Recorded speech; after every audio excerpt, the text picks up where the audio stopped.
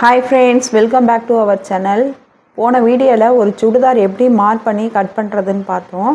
இப்போ அதோட stitching video தான் பார்க்க போகிறோம். இந்த மாதிரி ஃப்ரண்ட் பார்ட்டை எடுத்து அதுக்கு மேலே லைனிங்கை வச்சு பின் பண்ணிக்கலாம். இப்போ நெக்கை சுற்றி ஸ்டிச் பண்ணி எடுத்துக்கலாம். ஓரமாக ஒரு 1/4 இன்ச்சு கிட்ட இந்த மாதிரி நம்ம ஸ்டிச் பண்ணிக்கலாம்.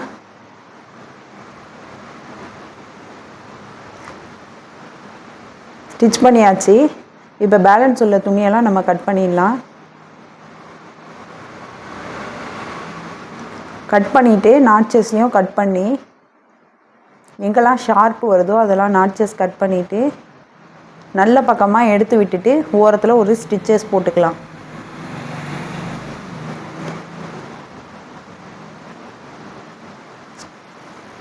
இப்போ ஒரு 1/4 இன்ச்சு தள்ளி இன்னொரு ஸ்டிச்சஸும் போட்டுக்கலாம். இப்போ சைடில் லைனிங்கையும் மெயின் கிளாத்தையும் வச்சு சுருக்கம் இல்லாமல் கொஞ்சம் கொஞ்சமாக எடுத்து விட்டுட்டு தையல் போட்டு எடுத்துக்கலாம். ஃபஸ்ட்டு ஒரு சைடு இந்த மாதிரி சுருக்கம் இல்லாமல் எடுத்து விட்டு ஸ்டிச் பண்ணிவிட்டு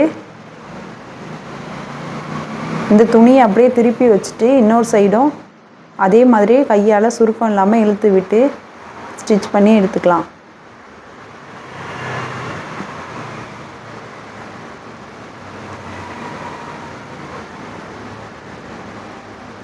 இப்போ எக்ஸஸாக உள்ள துணியெல்லாம் நம்ம கட் பண்ணிடலாம்.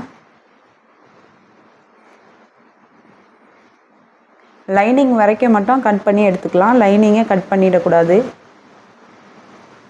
இன்னொரு சைடும் அதே மாதிரியே கட் பண்ணி எடுத்துக்கலாம். லைனிங் வரைக்கும் விட்டுட்டு கட் பண்ணி எடுத்துக்கலாம். இப்போ ஃப்ரண்ட் பார்ட்டு ரெடி ஆகிடுச்சு. அடுத்து பேக்கையும் அதே மாதிரியே ஸ்டிச் பண்ணிக்கலாம். நெக்கை ஸ்டிச் பண்ணியாச்சு. இப்போ எக்ஸஸாக உள்ள துணியெல்லாம் கட் பண்ணி நாட்சஸை கட் பண்ணி இப்போ இதையே நல்ல பக்கமாக எடுத்து விட்டுட்டு நெக்கில் ஓரத்தில் ஒரு தையல் போட்டுக்கலாம். இப்போ ரவுண்ட் நெக்கை நம்ம ஸ்ட்ரைட்டாக துணியை இழுத்து தைய போடக்கூடாது. எங்கெல்லாம் ரவுண்டாக இருக்கோ நம்ம ஸ்டிச் பண்ணும் போதே இப்படியே ரவுண்டாக திருப்பி ஸ்டிச் பண்ணிடணும். துணியை நம்ம நீட்டாக இழுத்து விட்டுறக்கூடாது. நெக்கு ஷேப்பு கரெக்டாக கிடைக்காது. 1/4 இன்ச்சு விட்டுட்டு இன்னொரு தைய இந்த மாதிரி போட்டுக்கலாம். பேக் பார்ட்லேயும் சைடில் தான் இந்த மாதிரி ஸ்டிச் பண்ணிக்கலாம். லைனிங்கையும் மெயின் கிளாத்தையும் வச்சு ஓரத்தில் தையல் போட்டு எடுத்துக்கலாம். இப்போ ஸ்டோன் இருந்ததுனால நீடில் உடஞ்சிடுச்சு. வேறு நீடில் மாற்றி போட்டுக்கலாம். இப்போ ஸ்டிச் பண்ணி எடுத்துக்கலாம். இன்னொரு சைடும் அதே மாதிரியே ஸ்டிச் பண்ணிக்கலாம். ஸ்டிச் பண்ணியாச்சு. இப்போ ஓரத்தில் எக்ஸஸாக உள்ளதெல்லாம் இந்த மாதிரி கட் பண்ணிடலாம். இப்போது பேக் பார்ட்டையும் ஸ்டிச் பண்ணியாச்சு. இப்போ நம்ம ஸ்லீவ் கட் பண்ணி வச்சுருந்தோம்ல அதை இந்த மாதிரி ஓரத்தில் மடித்து தைச்சிக்கலாம். ஒரு 1/4 இன்ச்சில் 2 மடிப்பு மடித்து ஸ்டிச் பண்ணிக்கலாம். இப்போ அதுக்கு மேலே நம்ம பார்டரை வச்சு இந்த மாதிரி ஸ்டிச் பண்ணிக்கலாம். பார்டர் வச்சு இந்த 4 சைடுமே ஸ்டிச் பண்ணி எடுத்துக்கலாம். இப்போ ஒரு ஸ்லீவில் ஸ்டிச் பண்ணியாச்சு. இன்னொரு ஸ்லீவ்லேயும் அதே மாதிரியே வச்சு பார்டரை ஸ்டிச் பண்ணிக்கலாம். இப்போ ஸ்லீவையும் ஸ்டிச் பண்ணியாச்சு. இப்போ ரைட் சைடு ஸ்லீவ் எது லெஃப்ட் சைடு ஸ்லீவ் எதுன்னு மார்க் பண்ணி வச்சுட்டு இப்போ நம்ம ஸ்டிச் பண்ண ஆரம்பிக்கலாம். இப்போ ஸ்லீவை ஜாயின் பண்ணிக்கலாம்.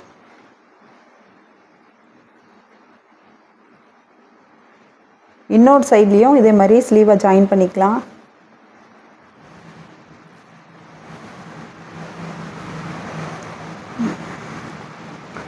பொறுமையாக அப்படியே ஸ்டிச் பண்ணி எடுத்துக்கலாம்.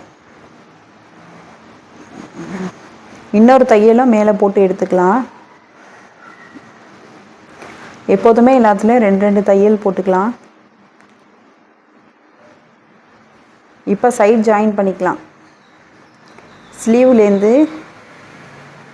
இங்கே ஆம்ஹோல் சைடு வரப்போ நம்ம ஸ்லீவ் ஜாயின் பண்ணியிருந்தோம்ல அந்த துணி மேல் பக்கமாக இழுத்து விட்டு ஸ்டிச் பண்ணிக்கலாம் இந்த மாதிரி. இப்போ நம்ம மார்க் பண்ணி வச்சுருந்தோம்ல அந்த தையல் மேலேயே ஸ்டிச் பண்ணிவிட்டு ஹிப்பு வரைக்கும் அதோட ஸ்டாப் பண்ணிக்கலாம்.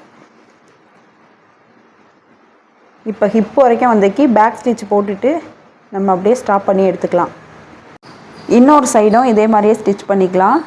ஒரு சைடு ஸ்டிச் பண்ணோம்ல, அதையே இன்னொரு பக்கமும் அளவு வச்சுட்டு அதே மாதிரியே ஸ்டிச் பண்ணி ஹிப்பு கிட்ட வரப்போ பேக் ஸ்டிச் போட்டு ஸ்டாப் பண்ணிக்கலாம். இப்போ நம்ம லைனிங்கையும் கீழே மடித்து ஸ்டிச் பண்ணிக்கலாம்.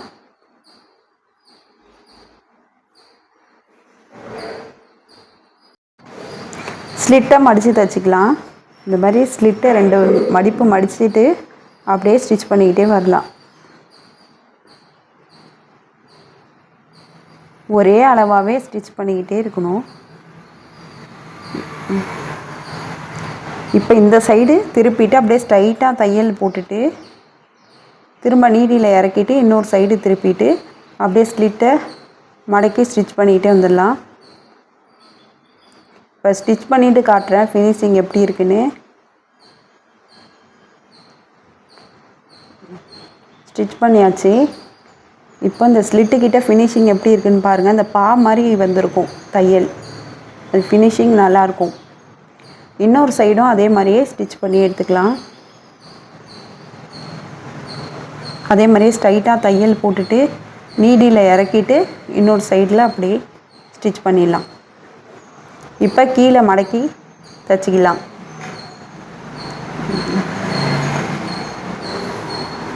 இப்போ ஃப்ரண்ட்டில் மடக்கி தைச்சாச்சு. அதே மாதிரியே பேக் சைட்லேயும் மடக்கி ஸ்டிச் பண்ணிக்கலாம். இப்போ மேலே பார்டர் வச்சு ஸ்டிச் பண்ணிக்கலாம். இந்த ஸ்லிட்லேருந்து ஆரம்பித்து இந்த முடிகிற இடத்துக்கிட்ட இந்த லெஃப்ட் சைடாக ஒரு மடக்கி விட்டுட்டு இந்த மாதிரி ஸ்டிச் பண்ணிவிட்டு நீடில் அதே இடத்துலையே இறக்கி விட்டுட்டு துணியை இந்த மாதிரி திருப்பிக்கணும். திருப்பிட்டு திரும்ப பார்டரை இப்போ ரைட் சைடாக இந்த மாதிரி திருப்பிக்கணும்.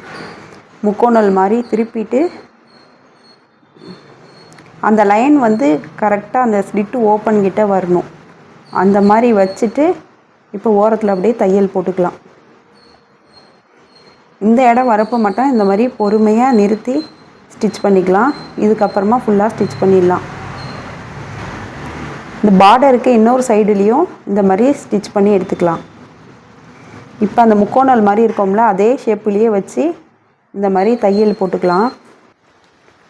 இப்போ கீழ் சைட்லேயும் அதே மாதிரி பார்டர் வச்சு ஸ்டிச் பண்ணிக்கலாம். ஓரத்தில் மடிச்சுட்டு இந்த மாதிரி சைட்லேருந்தே ஸ்டிச்சஸ் போட்டுட்டு ஒரு சைடு ஸ்டிச்சஸ் போட்டுட்டு இந்த மாதிரி மடிச்சுட்டு திரும்ப எல் ஷேப்பில் வந்துட்டு பார்டருக்கு இன்னொரு பக்கத்துலையும் இதுமாதிரி ஸ்டிச்சஸ் போட்டுக்கலாம்.